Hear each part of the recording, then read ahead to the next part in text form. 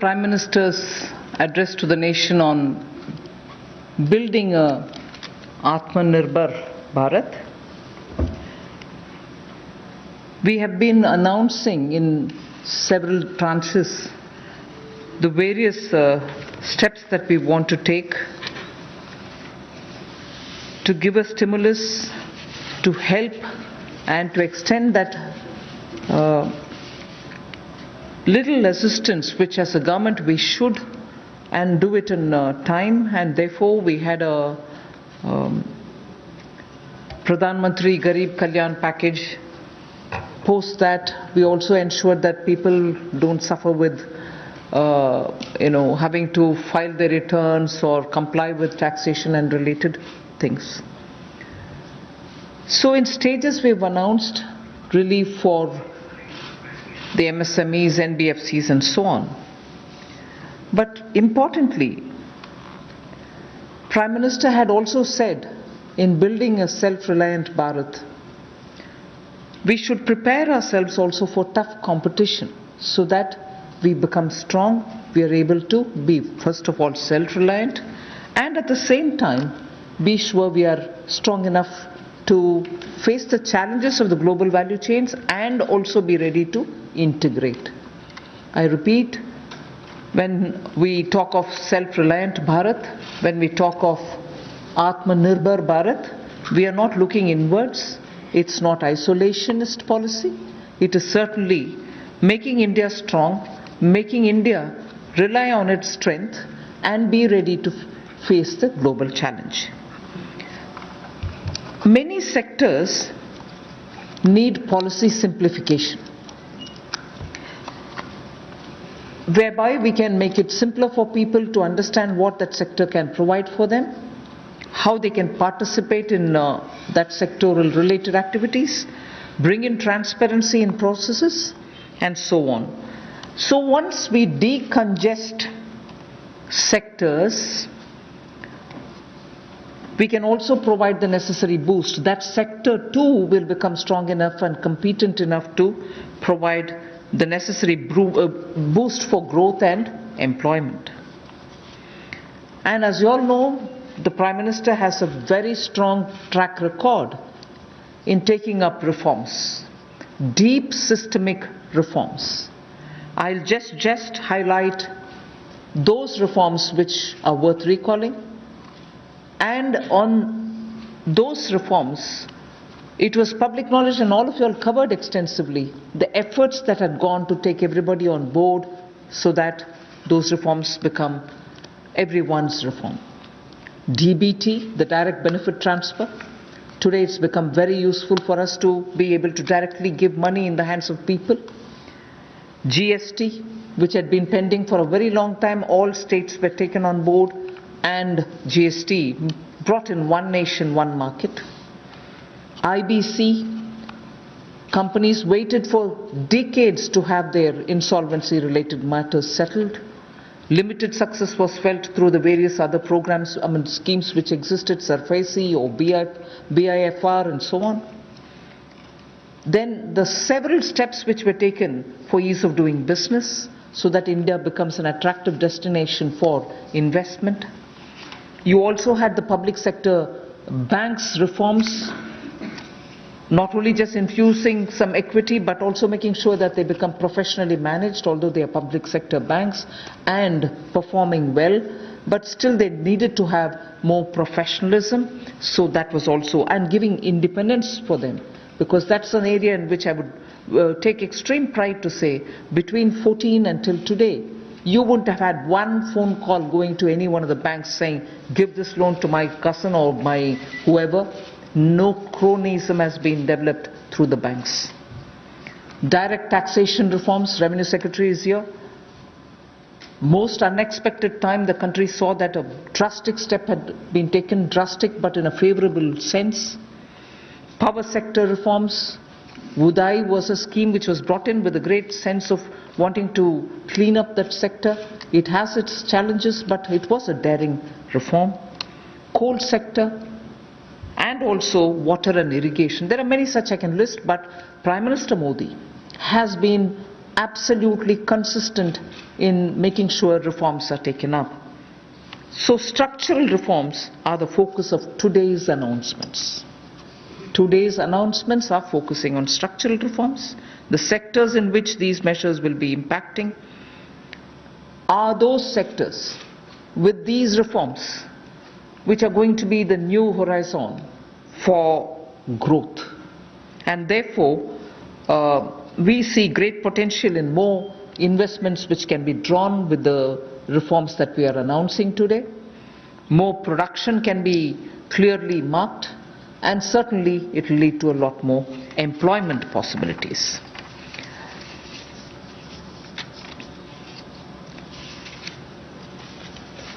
We can actually start off with some preliminary slides before I go into talking about today's announcements, which will explain all the steps that we've taken in the recent past to make sure that investment come into this country and also make India a far more business-friendly destination. Before I go into that, it is important for us to recall that steps which have been taken earlier have been announced variously at different times, and because of the lockdown and because of COVID, I think time feels like as though it's been a long time since the budget was presented.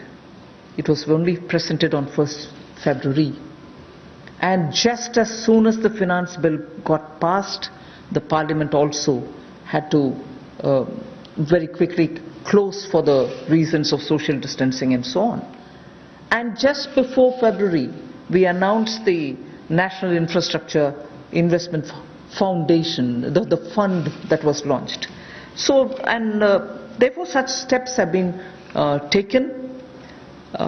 Clearly these are the ones which are going to initiate a lot of things that we want to tell today, and also a lot of things that we want to do towards building an Atmanirbhar Bharat. So if we can go to the first slide. The policy reforms to fast-track investments. In the last couple of months, an empowered group of secretaries has been formed who also looked at project development, and project development cells were formed in various ministries. Ranking of states on investment attractiveness is also being worked out. This will make them compete for new investments, and promotion of champion sectors such as the solar PV manufacturing and so on, the advanced cell battery storage research. These kind of activities are also being given a priority. So for an Atmanirbhar Bharat and for Make in India, such steps are crucial, and we want to make sure that efforts which have been taken clearly give us the confidence that Make in India, which was launched at least 3 years back as an initiative to change the mindset of people, to bring in new ways of doing business, to make sure that India becomes attractive on its strength, are all being received very well.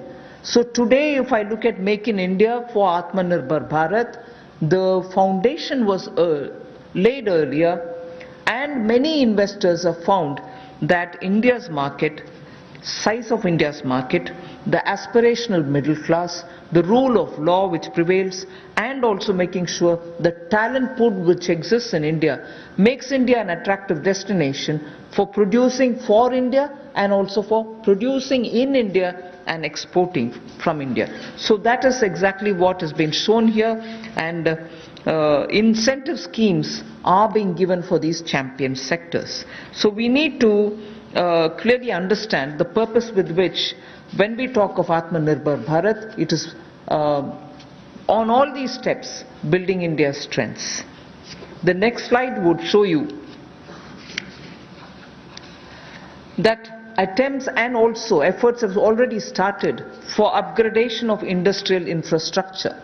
I'm saying all this because the reform steps that I'm going to announce will have All these also having a play in the various steps that we are announcing. Upgradation of industrial infrastructure is something which we need to talk about afresh, although industrial infrastructure, industrial land banks, and also clusters have been recognized long time back.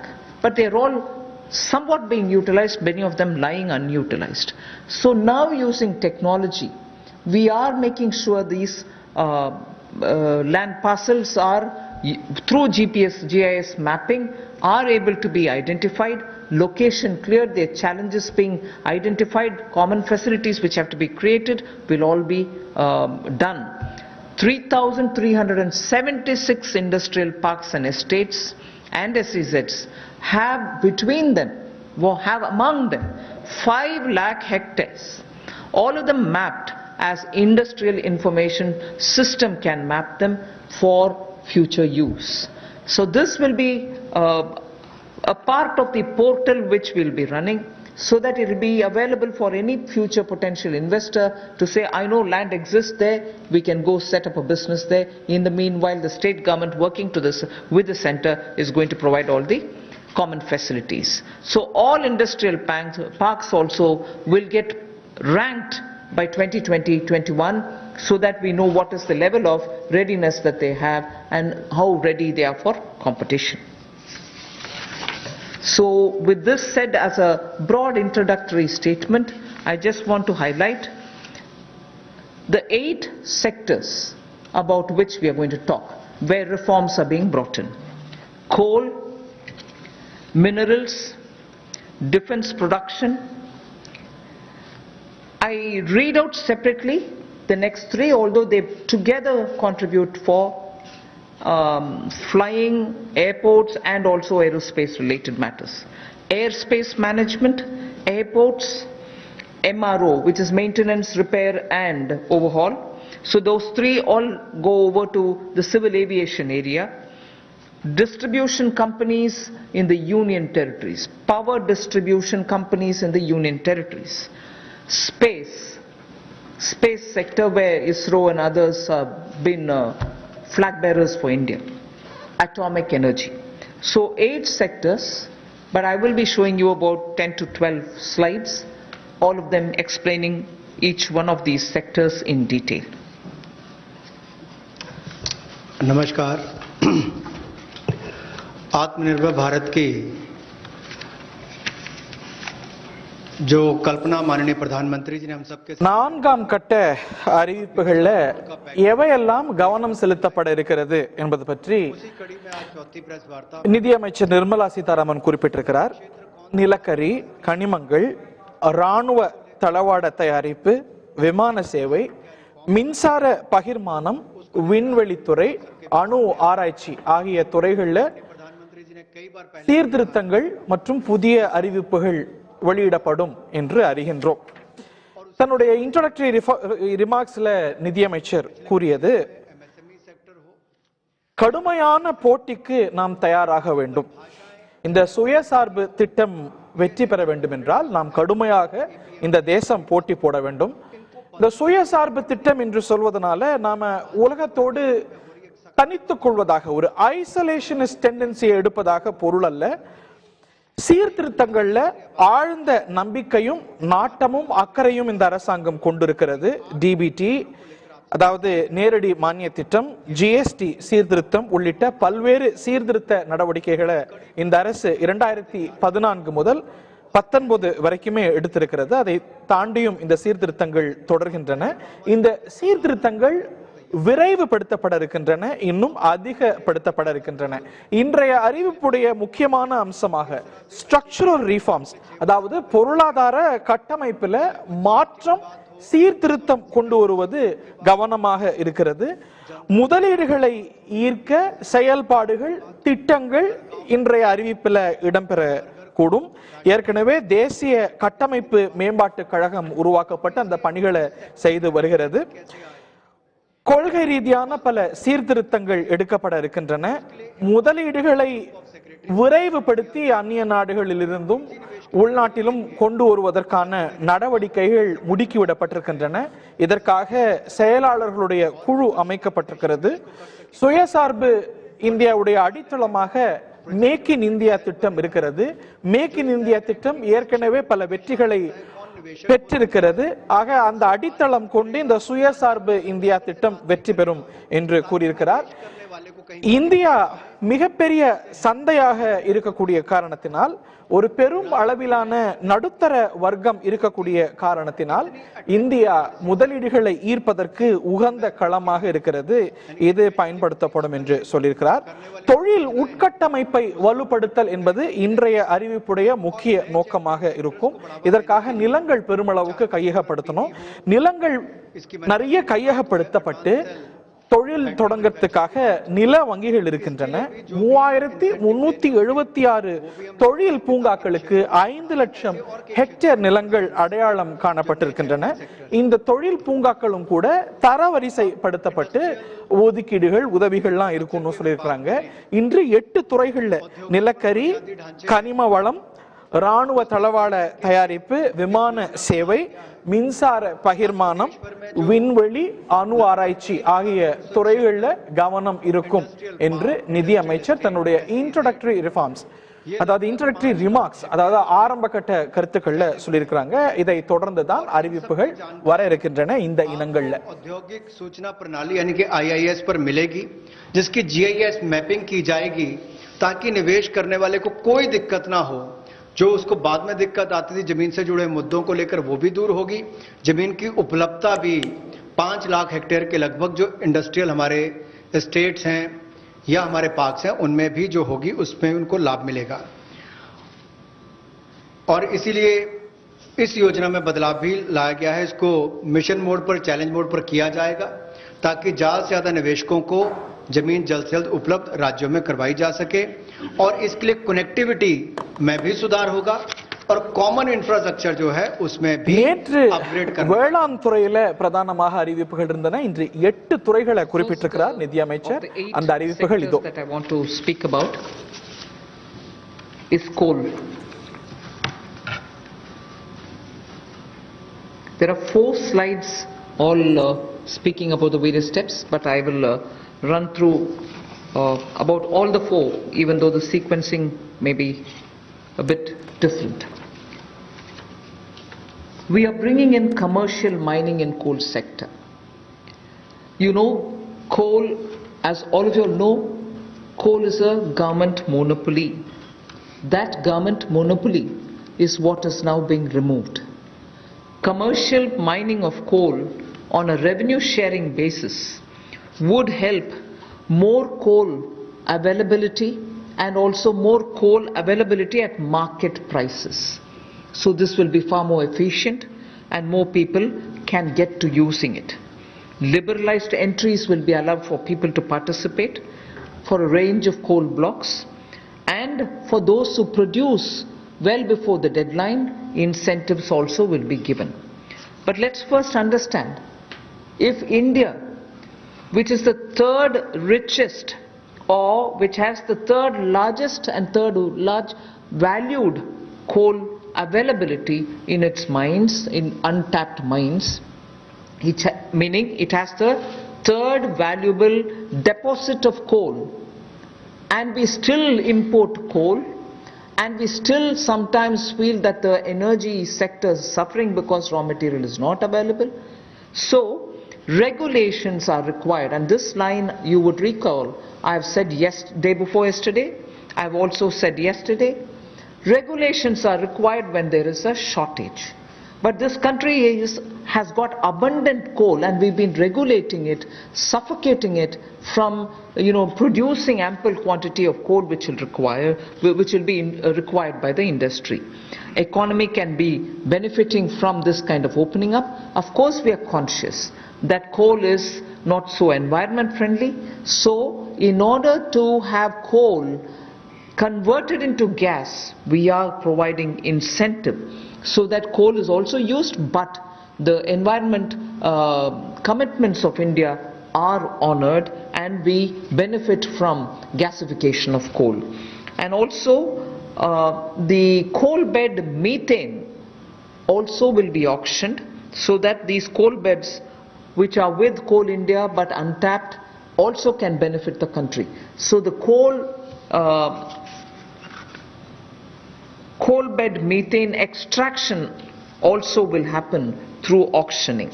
50,000 crores will be spent by Government of India for creating evacuation infrastructure, because after the coal is mined, brought to the pit head, you don't have enough right kind of infrastructure to have this coal, mined coal, evacuated from there. So 50,000 crores is being given to ensure that evacuation infrastructure is provided.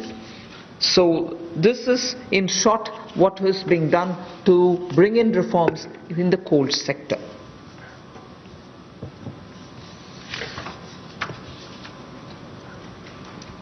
நிலக்கரி துறையில் செய்யப்பட்டிருக்கக்கூடிய சீர்திருத்தங்கள், கொண்டு வரப்படக்கூடிய சீர்திருத்தங்கள் பற்றி நிதியமைச்சர் கூறினார். அதாவது வணிக ரீதியாக சுரங்க தொழிலை ஊக்குவிக்க நடவடிக்கை எடுக்கப்படும். இன் அதர் வேர்ட்ஸ், இதை தனியார் மயப்படுத்த டீரெகுலேட் செய்யறதுக்கு நடவடிக்கை எடுக்கப்படுகிறது.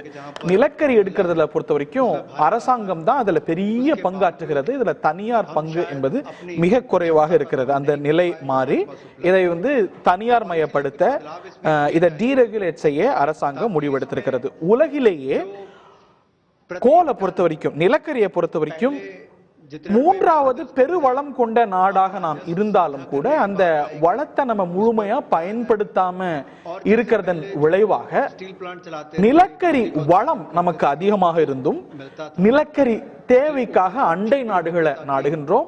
அண்டை நாடுகளிலிருந்து நம்ம இறக்குமதி செய்யறோம் நம்முடைய மின்சார பயன்பாட்டுக்கு. அதற்கான காரணம் நம்முடைய வளத்தை நம்ம சரியா பயன்படுத்திக்காதது. இதற்கு முக்கியமான காரணம், இதை அதீதமாக நம்ம முறைப்படுத்துறோம். அந்த முறைப்படுத்தல மாற்றம் வரும். கட்டுப்பாடுகள் இருந்தாதான் நம்ம அதிகமாக முறைப்படுத்தணும், கட்டுப்பாடுகள் விதிக்கணும். நமக்கு இந்த வளம் மிக அதிகமாக இருக்கிறது, நிலக்கரி வளம். ஆனாலும் கூட அதிகமாக நம்ம ரெகுலேட் செய்யறோம், கட்டுப்பாடுகளை வச்சிருக்கிறோம், முறைப்படுத்தல வச்சிருக்கிறோம். ஆக இந்த கட்டுப்பாடுகள், முறைப்படுத்தல் தளர்த்தப்படும் என்று அறிவித்திருக்கிறார். இதற்காக 50,000 கோடி நிலக்கரியை வெளிக்கொணர்தலுக்காக 50,000 கோடி இதுல உட்கட்டமைப்பை மேம்படுத்தி நிலக்கரியை சுரங்கப்படுத்தி வெளிக்கொண்டு வரதுக்காக 50,000 கோடி ஒதுக்கீடை அறிவித்திருக்கிறார். இது மட்டுமல்லாது இந்த கோல் பெட் மீத்தேன், இது சர்ச்சையான இனமும் கூட, இதுல கூட ஆக்ஷன் விடப்படும், இதை எடுக்கிறதுக்கு கூட ஏலம் விடப்படும் என்று அறிவித்திருக்கிறார். இந்த கோல், நிலக்கரி என்பது சுற்றுச்சூழலை பாதிக்கக்கூடிய இனம் என்பதையும் நாம அறிவோம். ஆகையினால தான் இந்த நிலக்கரியை கேசிபிகேஷன் என்று சொல்வார்கள். வாயுவாக மாற்றி பயன்படுத்தக்கூடியதற்கு கூடுதல் ஊக்கம் அளிக்கப்படும் என்று அறிவிக்கப்பட்டிருக்கிறது. இந்த நிலக்கரி துறையில சீர்திருத்தத்துக்காக, இதனது மேம்பாட்டுக்காக 50,000 கோடி ரூபாய் ஒதுக்கப்பட்டிருக்கிறது என்பதுதான் சாராம்சம். வணிக ரீதியான சுரங்க தொழிலுக்கு ஊக்கம், நம்முடைய புரிதல் இது தனியார் மயமாகிறது. इसके इंफ्रास्ट्रक्चर के डेवलपमेंट के लिए, आधारभूत ढांचे के डेवलपमेंट के लिए लगभग 50,000 करोड़ रुपया खर्च होगा.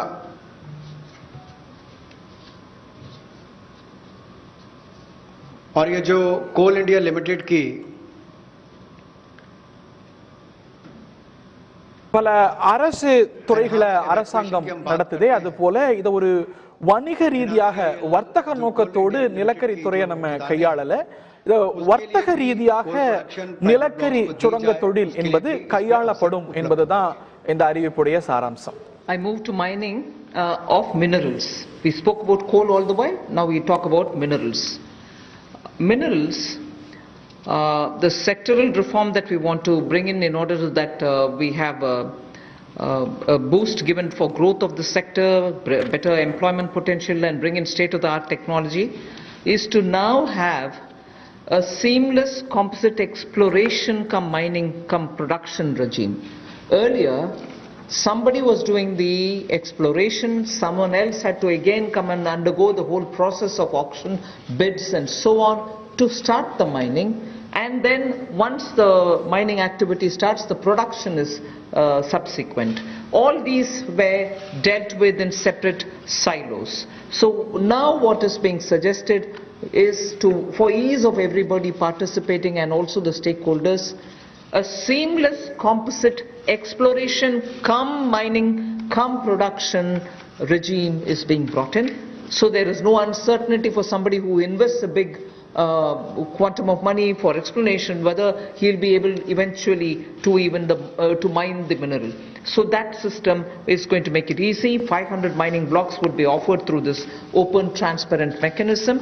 And if I take the example of aluminium, the way in which things had happened, the prevailing by the prevailing setup, if somebody wants bauxite, which is a necessary raw material for aluminium, he had to go for an auction for bauxite. And then he would realize that he doesn't have enough power to generate, or power supply is erratic. Then he would turn around saying, can I have coal from somewhere? If he doesn't get it, or if he doesn't have enough power supply, he ends up sitting with the raw material but not being able to produce aluminium. So many such people had left this country and gone and invested elsewhere because of these mismatched policy. So what we are now taking the example of aluminium telling you is joint auction of the necessary tool like bauxite and coal will happen so that it can enhance aluminium industry's competitiveness and will help aluminium industry now to reduce electricity cost, because they would be given the coal, they can gasify it and then use it, or use it in the other way. So that is one major step that we want to take in order that the mineral sector is better facilitated. And then we would also like to remove the distinction between captive and non-captive mines. So that will also help in transferring of mining leases and sale of surplus and sale of unused minerals. So I've had a mine given me, I've taken some mineral out of it, but later I've lost interest, I don't have the capacity anymore. The left unused mineral lies there, nobody else benefits out of it. So now we are permitting them to transfer the mining lease so that whoever is interested in using the rest of it, which has been kept there, meaning which is lying there unmined, they can also use it, so the country can benefit from it. Then the Ministry of Mines is in the process of developing a mineral index for different minerals. The process is ongoing. Then a rationalization of stamp duty, which is payable at the time of award of mining leases, is also happening. So these two slides have clearly told you about the various reform steps that we're taking in order that this country, which is rich in minerals, gets timely served by the availability of the minerals for the industries to benefit from. जहां कोयले वाले में पहले partially explored blocks इनके भी கனிம சுரங்க துறையில் வரக்கூடிய சீர்திருத்தத்தை நிதியமைச்சர் அறிவித்திருக்கிறார். தாதுக்களை வெளிக்கொணர்தல் மற்றும் மேம்படுத்தல், இதற்கெல்லாம் தனித்தனியாக அனுமதி செயல்பாடெல்லாம் இருக்கு. இதுல புதிய சீர்திருத்தங்களை அறிவித்திருக்கிறார். 500 தாது படுகைகள் ஏலம் விடப்படும் என்று அறிவித்திருக்கிறார். இதுல நிறைய கொள்கை மாற்றங்களை அறிவித்திருக்கிறார். அதாவது பாக்சைட்டுக்காக ஏலம் எடுத்தவர், அந்த பணியை செய்பவர், அவருக்கு அலுமினியமும் தேவைப்படும், அந்த பணியையும் செய்ய வேண்டியிருக்கும். ஆக இவற்றுக்கெல்லாம் கூட்டு அனுமதி வழங்குதல் உள்ளிட்ட சீர்திருத்தங்கள், அதாவது கேப்டிவ் மைன்ஸ், நான் கேப்டிவ் மைன்ஸ் என்று 2 வேறுபாட்டோடு கூடிய அணுகுமுறையை மத்திய அரசு கொண்டிருக்கிறது. அந்த வேறுபாட்டு நீக்கத்தையும் மத்திய நிதியமைச்சர் அறிவித்திருக்கிறார். அதே போல joint bauxite and coal mineral blocks என்ற, அதாவது அலுமினியம் உற்பத்தியில மேம்பாடு அடைய செய்ய, அதனது உற்பத்தியை பெருக்குவதற்காக பாக்சைட் மற்றும் நிலக்கரி, இது 2 சுரங்கத்தையும் சேர்த்து ஒரு அணுகுமுறையை நிதியமைச்சர் அறிவித்திருக்கிறார். மினரல் இண்டெக்ஸ் என்ற ஒரு குறியீடு அறிமுகப்படுத்தப்படும். இவையெல்லாம் கனிம வளத்துறையில் தாதுக்கள் துறையில் செய்யப்பட்டிருக்கக்கூடிய மாற்றங்கள் சீர்திருத்தங்கள் என்று நிதி அமைச்சர் அறிவித்திருக்கார். இந்த கனிம வளத்துறையிலும் சரி நிலக்கரி துறையிலும் சரி டீரெகுலேஷன் செய்யப்பட்டிருக்கு. ஏற்கனவே அரசு விதித்திருந்த கட்டுப்பாடுகள்ல தளர்வுகள் வருத பார்க்கிறோம். ஆரம்ப காலத்துல இதுல தனியார் மயம் லாபம் இதனால அரசுக்கு நட்டம் ஏற்படுங்கிற காரணத்தினால வைத்திருக்கக்கூடிய கட்டுப்பாடுகள் இந்த வளம் பெருக்கத்துல தடையாக இருந்த காரணத்தினால இதனது பெருக்கத்தை ஊக்குவிக்கும் வகையில இந்த சீர்திருத்தங்கள் அறிவிக்கப்படுகிறது என்று பொருள்படுகிறது. பயன்படுத்தாமல் உபரியாக உள்ள கனிம வளங்களை விற்பனை செய்வதற்கு அனுமதி அளிக்கப்படும் என்றும் அறிவிக்கப்பட்டிருக்கிறது. இதன் மூலம் கனிம உற்பத்தி திறன் மேம்படுத்தப்படும் என்றும் ஒவ்வொரு விதமான கனிமத்திற்கும் கனிம வள குறியீடுகள் அதாவது மினரல் இண்டெக்ஸ் ஏற்படுத்தப்பட்டுள்ளன என்றும் அறிவிக்கப்பட்டிருக்கிறது. रैशनलाइज किया जाएगा उस समय जब वो अवार्ड की जाएगी माइनिंग लीसेस उस समय उनको कर दिया जाएगा. Thank you. We now move over to talking about defense production.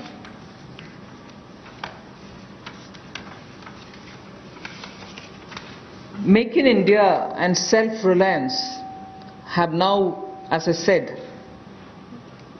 become a partner in the sense of for self-reliance.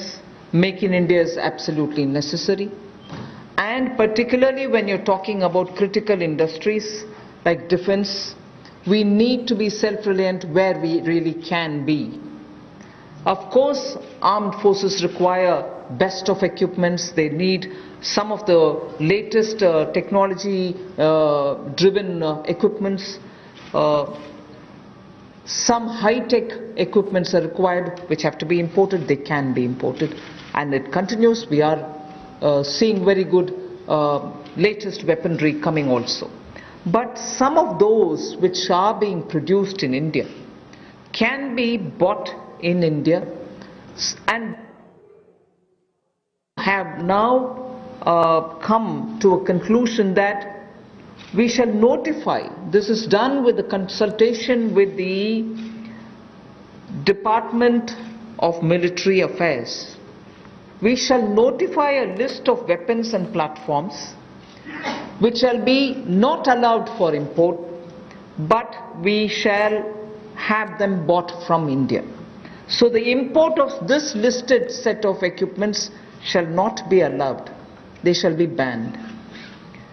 And every year this list will be increased because more capacities which come to be recognized, which meet the standards, which meet the defense standards, will be obtained from India. As they say, the defense is general staff qualitative requirements. The GSQRs for weapons and platforms will all be honored, but those list of items which get notified can only be purchased from India. Indigenization of some imported spares will also be given priority. For years we have been producing spares which are good enough for even those imported vectors, imported weaponry, imported platforms. Unless we are able to do that, the spares are also something which India probably can produce but are getting imported. So indigenization of imported spares. Then for all this, a budget provision, a separate budget provision will also be given for domestic capital procurement. So this is going to be something with which the defense can make sure that their import bill can come down. This is done in consultation with the Department of Military Affairs, and this will be an important step towards making sure that Indian producers of defense equipments which are absolutely meeting with the standards which the armed forces would want will be purchased from India. The next step in defense production related reform is to improve the autonomy, accountability and efficiency in ordnance supplies which are being made by the ordnance factories. And for this, we intend to corporatize ordnance factory boards. I like to emphasize here, corporatization is not privatization. It doesn't mean that the ordnance factory boards are going to be privatized. No, they're not being privatized. But corporatized they will be. We want them to be better managed. We also eventually hope that they will get listed in the stock market. Ordinary Indian citizens can also buy shares in them, and through that we expect that the ordnance factory boards and their processes, decision making, output, performance, all of them will be transparent for the Indian citizens. So ordnance factory boards will be corporatized, not privatized. I want to underline that, and I want media friends to please differentiate between corporatization and privatization. The next set of things about defense production is that FDI limits are being raised from 49% to 74%. Of course, it will have the security clearances and everything else as always. And then we'll also have a mechanism established so that time-bound defense procurement processes happen. But there will be a project management unit set up. Support will be given for contract management purposes. Then as I said earlier, a realistic setting for the general staff qualitative requirements, the GSQRs as they are known, of weapons and platforms will be made, because sometimes unrealistic quality requirements are established and quite a lot of time is spent in searching for suppliers who will meet all those requirements. You end up with just one supplier, and just buying it from one supplier is not permitted, and then you do the entire circle all over again. So realistic setting of qualitative requirements is something on which we'll place emphasis, and above all, overhauling of the trial and testing processes. Yes, we understand India is a country which has different climatic and geospatial requirements. Tropical, coastal, Himalayan, high altitude and everything else. But we still need to be far more efficient in trial and testing of procedures. ராணுவ தளவாட உற்பத்தியில செய்யப்படக்கூடிய சீர்திருத்தங்களை அறிவித்திருக்கிறார். Make in India திட்டமும் சுயசார்பு திட்டமும் ஒன்றோடு ஒன்று தொடர்புடையவையாகவும் ஒன்றோடு ஒன்று பயனுடையவையாகவும் வடிவமைக்கப்பட்டுள்ளன என்று கூறிய நிதியமைச்சர், ராணுவத்துக்கு நவீன அதிநவீன தொழில்நுட்பங்களை வெளிநாடுகளிலிருந்து நம்ம இறக்குமதி செய்யறோம். அது ஒரு புறம் என்றால், வெளிநாட்டிலிருந்து நம்ம நாட்டு ராணுவ தேவைக்காக இறக்குமதி செய்யக்கூடிய பல உபகரணங்களை நம்ம நாட்டிலேயே உற்பத்தி செய்ய முடியும். ஆகிய காரணத்தினால நம் நாட்டில் எந்த விதமான தர சமரசமும் இன்றி உற்பத்தி செய்யக்கூடிய ராணுவ உபகரணங்களை பொறுத்த வரைக்கும் அதை ஊக்குவிக்க, உள்நாட்டு உற்பத்தியை ஊக்குவிக்க சில இனங்கள்ல இறக்குமதிக்கு தடை விதிக்கப்படுகிறது என்று அறிவித்திருக்கிறார். ஒரு பட்டியல் வெளியிடப்படும். இந்த மாதிரியான ராணுவ உபகரணங்கள் எல்லாம் நம்ம நாட்டில் தான் தயாரிக்கணும், வெளிநாட்டிலிருந்து இறக்குமதி செய்யக்கூடாது என்று ஒரு பட்டியல் கொண்டு வரப்படும். இந்த பட்டியல் படிப்படியாக விரிவுபடுத்தப்படும். என்றால் ராணுவ உற்பத்தியை பொறுத்த வரைக்கும் ஒரு தற்சார்பு நிலையை அடைய நம்ம விரும்புகின்றோம். அதுல உள்நாட்டு உற்பத்தியை பெருக்க நம்ம முடிவு செய்யறோம். இறக்குமதி செய்யக்கூடிய சில பொருட்களை இங்கு உற்பத்தி செய்ய முடியாது. சில அதிநவீன தொழில்நுட்பங்களை அண்டை நாடுகள்ல இருந்தோ இல்லாட்டி வெளிநாடுகள்ல இருந்தோ மேற்கத்திய நாடுகள்ல இருந்தா நம்ம வாங்க முடியும். அப்படின்னா அந்த இனங்கள் இறக்குமதி செய்யப்படும். அதற்கு எந்த பிரச்சனையும் இல்லை. இந்த நாட்டிலேயே உற்பத்தி ஆகக்கூடிய வாய்ப்பு இருக்கக்கூடிய உபகரணங்களுக்கு ஊக்குவிக்க இறக்குமதிக்கு தடை விதிக்கப்படுகிறது அப்படின்னு சொல்லியிருக்கிறாங்க. அது மட்டுமல்லாது இந்த ஆர்டினன்ஸ் ஃபேக்டரி அதற்கான ஆணையத்துல செயல்பாட்டு திறனை அதிகரிக்க வெடிபொருள் உற்பத்தியில அதற்கான ஆணையங்களை கார்ப்பரேட்டைஸ் பண்றதுக்கு தனியார் மயப்படுத்த அல்ல கார்ப்பரேட் மயப்படுத்த நடவடிக்கை எடுக்கப்படும் என்று அறிவித்திருக்கிறார். இதன் மூலம் சாதாரண குடிமகனும் கூட ராணுவ தளவாடங்கள் உற்பத்தி தொழிற்சாலையில ஆர்டினன்ஸ் உற்பத்தி நிறுவனங்கள்ல பங்கு வகிக்க முடியும் என்ற அறிவிப்பு வந்திருக்கிறது. ராணுவத்துறையை பொறுத்த வரைக்கும் அந்நிய நேரடி முதலீடு 49% 74% உயர்வுக்கான முடிவும் சொல்லப்பட்டிருக்கிறது. ஆக ராணுவ தளவாட உற்பத்தியில புதிய மாற்றங்கள், புதிய சீர்திருத்தங்கள், புதிய நடவடிக்கைகளை நிதியமைச்சர் அறிவித்திருக்கிறார். दूसरा रिफॉर्म्स जहां एफडीआई लिमिट है डिफेंस मैन्युफैक्चरिंग के क्षेत्र में, वो स्वचालित प्रत्यक्ष विदेशी निवेश के लिए 49% से बढ़ाकर சில குறிப்பிட்ட வகையிலான ராணுவ ஆயுதங்களை, தளவாடங்களை, பொருட்களை இந்தியாவிலேயே உற்பத்தி செய்வதை ஊக்குவிக்க அந்த இனங்கள் கண்டறியப்பட்டு அந்த இனங்கள்ல இறக்குமதிக்கு கட்டுப்பாடுகள் விதிக்கப்படுகிறது. இந்தியாவிலேயே உற்பத்தியாகக்கூடிய ராணுவ தளவாடங்களுடைய பட்டியலை படிப்படியாக அதிகரிக்கிறதுக்கான முயற்சி மேற்கொள்ளப்படுகிறது. பாதுகாப்புத்துறையின் கீழ் செயல்படக்கூடிய வெடிபொருள் தொழிற்சாலைகள் கார்ப்பரேட் மயமாக்கப்படுகின்றன. அதனது ஆணையங்கள், அதனது செயல்பாடு மேம்பாட்டுக்காக கார்ப்பரேட்டைஸ் செய்யப்படுகின்றன, தனியார் மயப்படுத்தல கார்ப்பரேட்டைஸ் செய்யப்படுகின்றன என்பதை வலியுறுத்தி சொல்லியிருக்கிறார். இது கார்ப்பரேட் மயமாக்கப்படுகிறது அப்படிங்கிற கவலை தேவையில்லை, இது தனியார் மயம் இல்லை என்று சொல்லியிருக்கிறார். இதன் மூலமாக சாதாரண குடிமகனும் கூட பங்கு சந்தையில வெடிபொருள் தொழிற்சாலை சார்ந்த பங்குகளை வாங்க முடியும் என்று அறிவித்திருக்கிறார். The next three relate to civil aviation. I'll be fairly speedy about them. One relates to airspace management. The next relates to PPP and airports which are being given for management and maintenance. Then MRO hub. The three are put together relating to civil aviation. The first is the airspace management.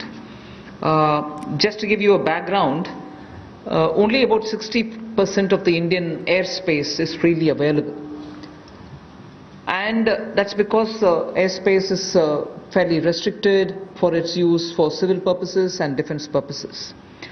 This means that all these years, all these decades, we have been flying to most destinations not through the shortest route but slightly longer routes, which means you're having more time in the air. This actually has to be rationalized. Optimum utilization of airspace is best, because after all the fuel spent is also something which we import. Huge bill goes for that. Finally the customer ends up paying more price for the flying, and for pilots it's a extra hour of flying or half an hour of flying. Above all, if we are able to optimally utilize the airspace and reach quickly, every one of our time is saved, and therefore now rationalization is going to happen. We will be able to get to our destination at the shortest possible time, thus saving travel time, thus saving fuel, thus saving also the pilot's flying time. This is an environment-friendly step, but having very big implication on India's fuel importable and also for civil aviation, which in India has biggest potential in growth. Civil aviation is up for a big leap. So the airspace availability through which the flying time is influenced is going to be better. That is one. The second that I'd like to tell you about is 6 more airports are for auction, and the Airports Authority of India shall do it on public-private basis, PPP basis. Additional investments also are likely to happen by private players in about 12 airports which they are already holding for better world-class facilities to be brought in. So majorly airports in India will become far more with better facility and customer experience. This has financial implications to the extent not so much for the budget, but the AAI, the Airports Authority of India, will get a down payment of 2,300 crores, and also the first and second rounds of investments are expected to get 13,000 crores. So this is one step which will at a time increase better facilities and also make our airports a lot more worthy experience for the passengers. The third in this, because it's all pertain to civil aviation, is making India an MRO hub. This was mentioned also in the budget. Maintenance, repair and overhaul of aircrafts is a big business. Most of the Indian aircrafts themselves go abroad to do their repair works, spend on parts there, and also come back for after the overhaul to India. But maintenance and repair and overall, India has all the capacities, manpower skills required, soft skills required, and also India can then be the center for many of the flights which go towards Southeast Asia, long distance to Australia, similarly westwards also. If we make sure that MRO's ecosystem is created in India, for which the tax regime has already been altered so that it favors setting up MRO in India. This is a major step that we want to make sure that India benefits from. And in this, not just civil aircrafts, but also defense aircrafts can also be benefiting from the MRO, which if we make India as a huge hub. Maintenance cost for all airlines will come down, and that again will have a ripple effect on the passengers. The travelers can probably pay less after that. So these are three put together reforms for the civil aviation sector. விமான போக்குவரத்து துறையில கொண்டு வரப்படக்கூடிய சீர்திருத்தங்களை அறிவித்திருக்கிறார். அதாவது முதல் அறிவிப்பு விமான வெளி மேலாண்மை தொடர்பானது. அதாவது இந்திய நாட்டில் எவ்வளவு வான் பரப்புற விமானங்கள் பறக்க முடியும் என்பதில் அதீதமான கட்டுப்பாடுகளை நம்ம விதித்திருக்கிறோம். அதாவது இந்திய வான்வெளியில ஒரு 60% இடத்துல தான் 60% வான்வெளியில தான் விமானங்கள் பறக்கவே முடியும். பாதுகாப்பு உள்ளிட்ட வெவ்வேறு காரணங்களுக்காக விமானங்கள் மீதம் இருக்கக்கூடிய இடத்துல பறக்க முடியாதுங்கிற கட்டுப்பாடுகள் இருந்தது. இந்த கட்டுப்பாடுகள் கணிசமாக தளர்த்தப்படுகிறது. ஆக நிறைய விமான பரப்ப, அதாவது வான் பரப்ப விமானங்கள் பயன்படுத்த முடியும்.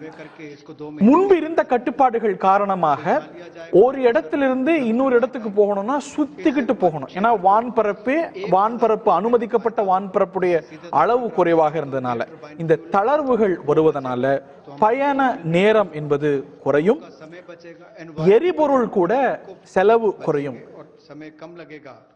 விமான சேவையில பெரிய லாபத்தை ஈட்ட முடியும், நேரத்தை மிச்சப்படுத்தலாம், எரிபொருள் செலவை மிச்சப்படுத்த முடியும். வான்வெளிகள்ல இருந்த பயன்படுத்தக்கூடிய வான்வெளிகள்ல இருந்த கட்டுப்பாடுகள் தளர்கின்றன. இது ஒரு அறிவிப்பு. 6 புதிய விமான நிலையங்களை PPP மாடல்ல ஏலம் விடப்பட்டு தனியார் பங்களிப்போடு மேம்படுத்த திட்டம். ஏற்கனவே இருக்கக்கூடிய 12 விமான நிலையங்கள்ல உட்கட்டமைப்பை மேம்படுத்த திட்டம். அதற்காக விமான நிலைய ஆணையம், ஏர்போர்ட் அத்தாரிட்டி ஆஃப் இந்தியா, இதற்கு 2300 கோடி ரூபாய் ஒதுக்கீடு உள்ளிட்ட அம்சங்கள் அறிவிக்கப்பட்டிருக்கின்றன. நமது நாட்டு விமானங்களை மெயின்டெனன்ஸ் செய்வதற்காக, ரிப்பேர் செய்வதற்காக வெளிநாடுகளுக்கு போய் அங்க இருக்கக்கூடிய வசதிகளை பயன்படுத்துறோம். இதனால கணிசமான தொகையை நம்ம அந்நிய நிறுவனங்கள்கிட்ட செலவிட வேண்டியிருக்கிறது. இந்த மெயின்டெனன்ஸ் அண்ட் ரிப்பேர் ஃபெசிலிட்டியை இந்த நாட்டிலேயே அதிகரிக்க திட்டங்கள் தீட்டப்பட்டிருக்கின்றன. அதற்கான அறிவிப்புகள் வெளியிடப்பட்டிருக்கின்றன. அதாவது விமான சேவை நடைபெறக்கூடிய வான்வெளி விஸ்தரிக்கப்பட்டிருக்கிறது. அதற்கான கட்டுப்பாடுகள் தளர்த்தப்பட்டிருக்கின்றன. இதனால கூடுதல் பயண நேரம் குறையும். குறைவான காலவாசத்துல ஒரு இடத்திலிருந்து இன்னொரு இடத்துக்கு விமானங்கள் பறக்க முடியும். எரிபொருள் குறைவாக செலவாகும். இதனால சுற்றுச்சூழலையும் ஆரோக்கியமான தாக்கம் ஏற்படும் இந்த சீர்திருத்தத்தினாலன்னு அறிவிச்சிருக்கிறாங்க. 6 புதிய விமான நிலையங்கள்ல பிபிபி மாடல்ல தனியார் பங்களிப்போடு ஏலம் விட்டு புதிதாக உருவாக்க திட்டம்.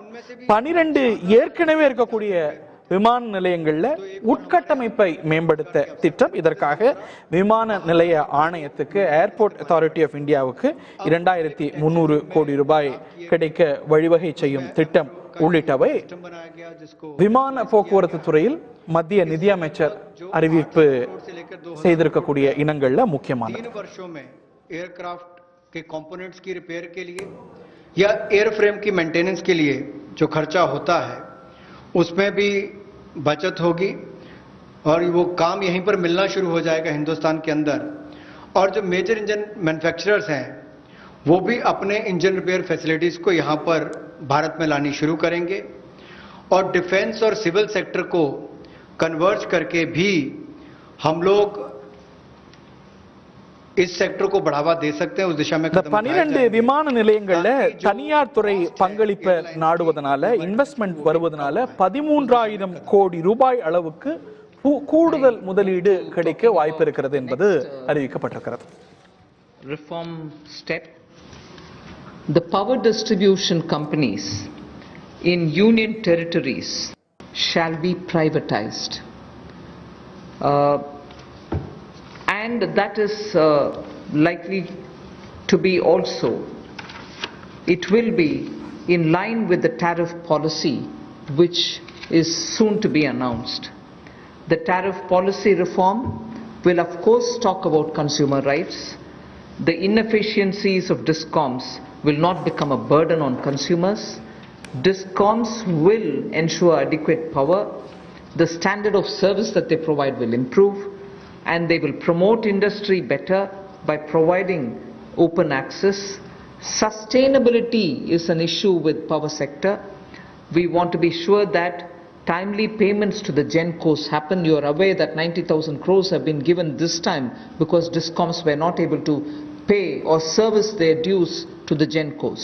Such disruptions or ups and downs should be avoided, and DBT also for subsidy receiving beneficiaries will be given directly, and smart prepaid meters will be set up, about which I had mentioned in the budget also. So tariff policy coming into place will also see one more major step, in that in the union territories we shall make sure that the DISCOMs are privatized. Suboptimal performance of power distribution and supply can never be in favor of the customer. So that is as regards power sector reforms.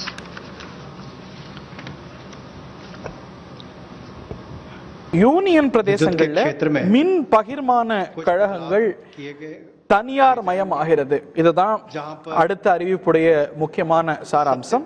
இதனது நோக்கமாக மின் சேவை அதனது தரம் மேம்படும் என்றும், இதுல போட்டி மேம்படும் என்றும், சேவை மேம்படும் என்றும் நம்பிக்கை வெளிப்படுத்தியிருக்கிறார்.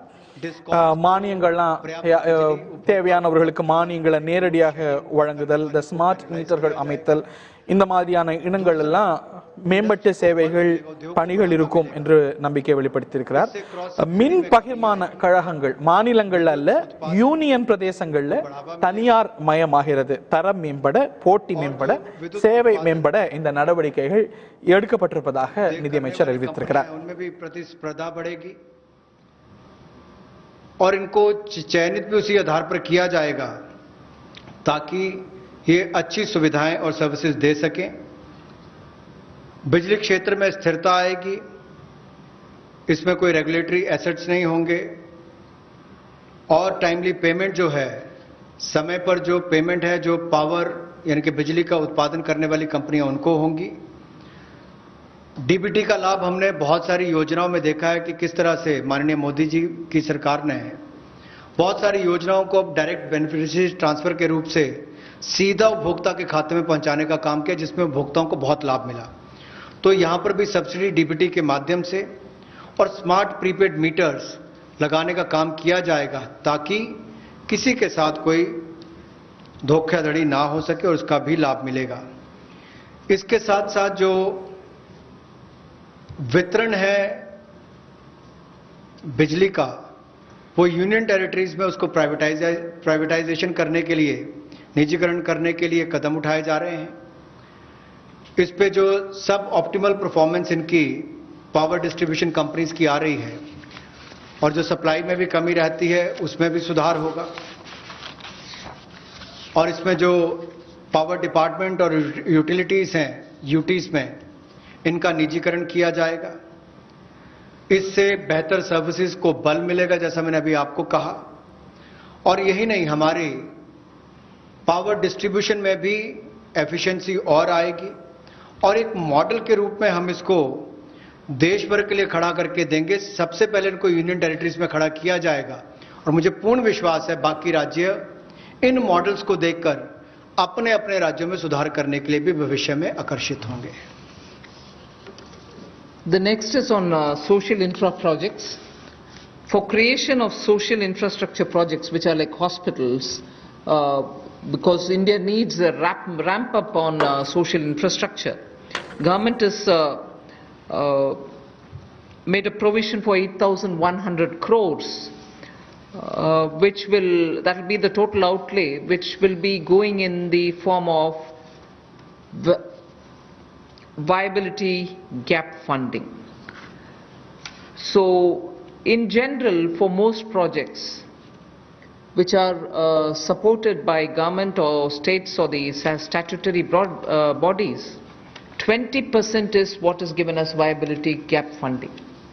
But in this case of social infrastructure, government has decided to give 30% viability gap funding.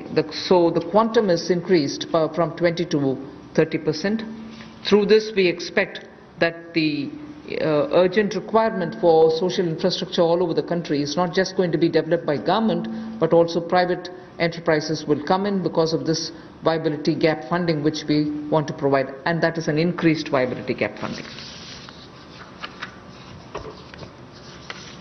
सामाजिक बुनियादी ढांचे में निजी क्षेत्र के इन्वेस्टमेंट को बल देने के लिए कुछ बदलाव उसमें किए गए वायबिलिटी गैप फंडिंग में। और आपने देखा होगा कोविड-19 के समय भी कि स्कूल, अस्पताल, ऐसे हमारे जो क्षेत्र हैं जिनका बुनियादी ढांचे में और सुधार चाहिए, उसके लिए बल मिले। इसके लिए थोड़ा बदलाव किया गया है कि 30% केंद्र और 30% जो है हमारा राज्य सरकारें उसमें वायबिलिटी गैप फंडिंग சமூக கட்டமைப்பு திட்டங்களுக்கு 8100 கோடி ரூபாய் ஒதுக்கப்படுவதாக நிதியமைச்சர் அறிவித்திருக்கிறார். இதில் இருக்கக்கூடிய குறைபாடுகளை கிளைய தனியார் பங்களிப்பும் நாடப்படும் என்றும், சமூக கட்டமைப்பு திட்டங்களுக்கு 8100 கோடி ரூபாய் ஒதுக்கப்பட்டு தனியார் பங்களிப்போடு செயல்படுத்தப்படும் என்று அறிவிக்கப்பட்டிருக்கிறது. राज्य और केंद्र की सरकारें प्रपोज करेंगी. The last two reform steps that I want to announce relate to space. The next one relates to atomic energy. First, in space, you know that India has had the benefit of an extraordinary institution such as the ISRO. ISRO has brought the nation a lot of laurels. However, today, private sector is also doing a lot of work in the space arena. A lot of individuals and startups have spent a lot of time developing space-related technologies. Unfortunately, because of the Indian regulations, they are even unable to use ISRO's available facilities for even testing their products. So what we want to do now, in order to provide level playing field for private companies, satellite launches and space-based services, we will make a provision for them to benefit from the assets which are available with the ISRO and for India to benefit from it. We'll also provide predictable policy and regulatory environment for private players. We want them to be co-travelers with us, and therefore private sector is being encouraged. And Also, for future projects for planetary explorations and outer space travel, it will also be open for private sector. So in short, private sector is being given a good access to this space area where both government and private sector can work for a better Atmanirbhar Bharat. Another important aspect is there's a lot of geospatial data in India for Indians, particularly like startups which are looking at doing a lot of irrigation work, drought-prone area development work, groundwater work. They don't most often get the data within India. They go getting it from abroad, data about India, paying through their nose for some good work that they do for India itself.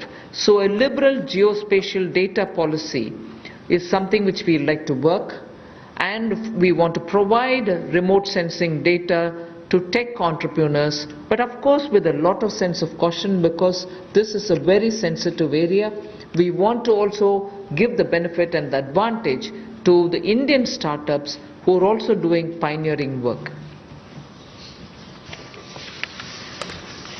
அடுத்ததாக விண்வெளி ஆராய்ச்சி துறையில முக்கியமான சீர்திருத்தம் அறிவிக்கப்பட்டிருக்கிறது.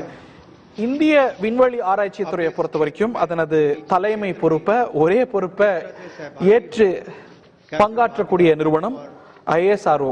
இஸ்ரோவுடைய பங்களிப்பை பாராட்டி அதனது முக்கியத்துவத்தை கூறிய நிதியமைச்சர் இதுல தனியார் பங்களிப்பையும் விண்வெளி ஆராய்ச்சி துறையில தனியார் பங்களிப்பையும் பயன்படுத்திக் கொள்ள சீர்திருத்தங்கள் கொண்டு வரப்படுகின்றன என்று அறிவித்திருக்கிறார்.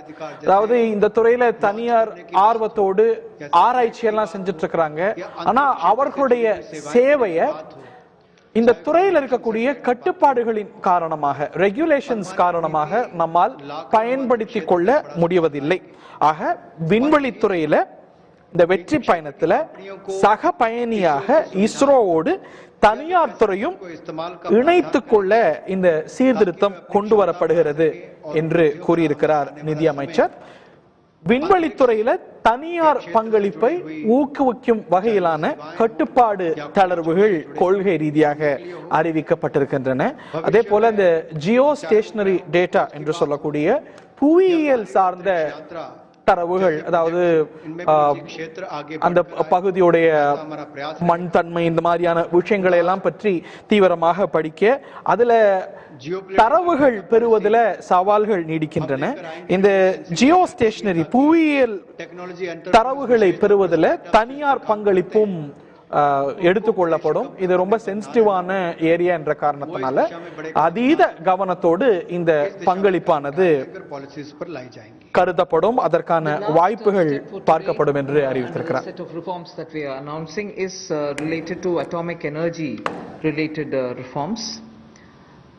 There shall be a research reactor in PPP model which will be established only for the production of medical isotopes. Now, medical isotopes are increasingly used in cancer treatment.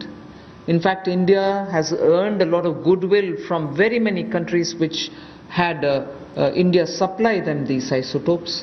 So, absolutely for promoting welfare of humanity through affordable treatment for cancer and other diseases, we shall be establishing a research reactor in PPP mode, and that will produce medical isotopes.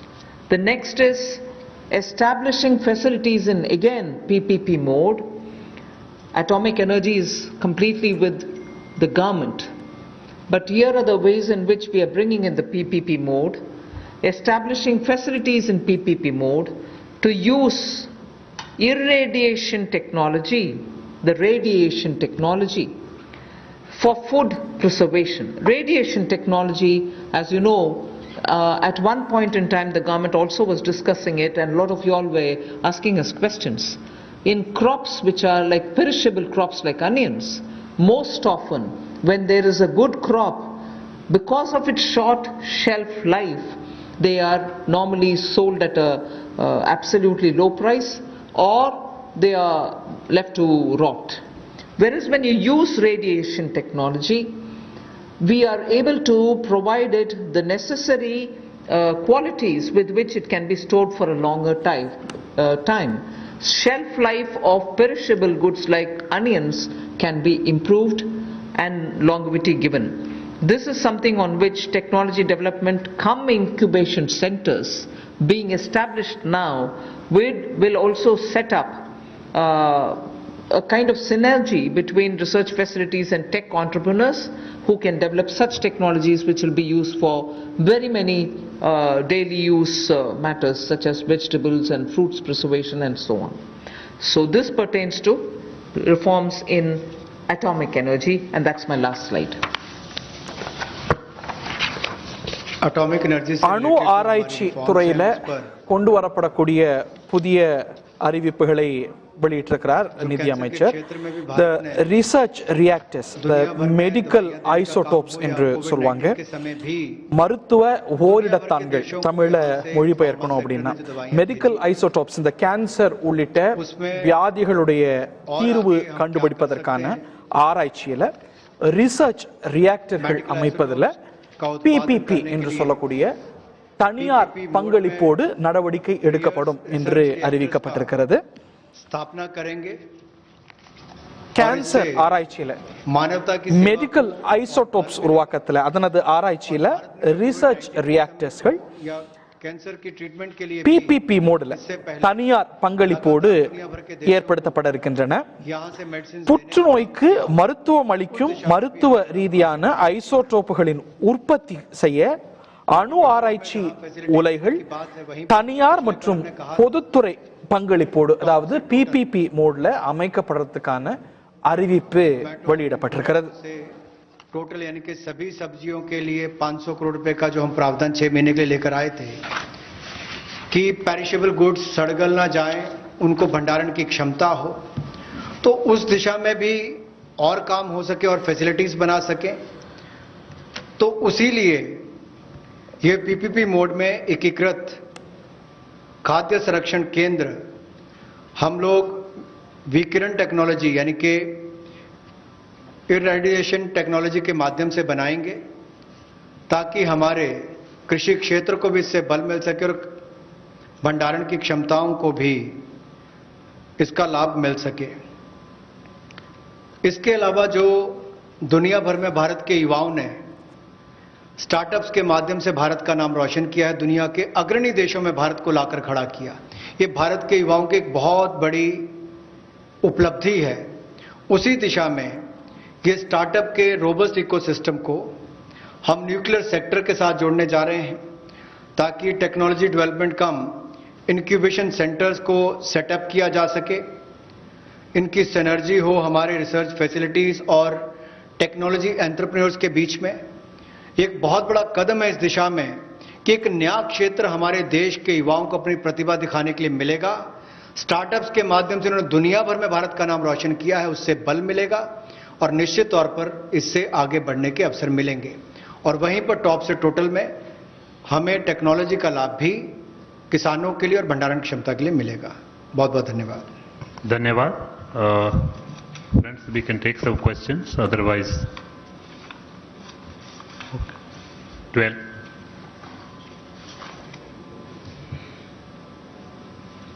Very good afternoon, ma'am. Sapna here from CNBC TV 18.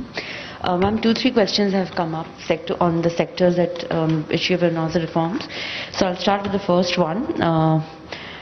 1 second, hang on. This is on. How soon will the government bring in amendments or reforms in the mining sector? Amendments, ma'am. Will it be via ordinance? When are they going to conduct? When is the conduct of the first commercial coal mining auction likely? நேர்களே, 8 துறைகளில் முக்கியமான அறிவிப்பை இன்று நிதியமைச்சர் வெளியிட்டிருக்கிறார். நிலக்கரி, கனிம வளத்துறை, இராணுவ தளவாட தயாரிப்பு, விமான சேவை, மின்சார பகிர்மானம், விண்வெளி, அணு ஆராய்ச்சி ஆகிய துறைகளில் புதிய அறிவிப்புகள், முக்கியமாக பல துறைகளில் சீர்திருத்தங்கள் அறிவிக்கப்பட்டிருக்கின்றன. இது பற்றி அரசியல் கட்சி தலைவர்கள், நிபுணர்கள் என்ன கருதுறாங்க கேட்கலாம். நம்மிடையே இணைபவர்கள்